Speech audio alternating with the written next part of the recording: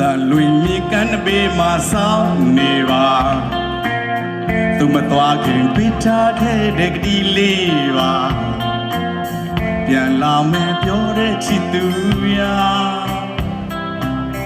ကုန်ဆုံးချိန်နိလာစီကြတဲ့ပါမလားမျောသူရဲ့မောရလာချစ်တဲ့သူရာကြောကိုများမေးလို့နေပြီလားဆွဲကပင်မြင်ဖြစ်တဲ့ကရင်ကြီးနေကိုချစ်တဲ့ကြောရဲ့နောက်ဖို့ဝါရင်ဌာနေကိုမေးလို့နေမလားကွယ်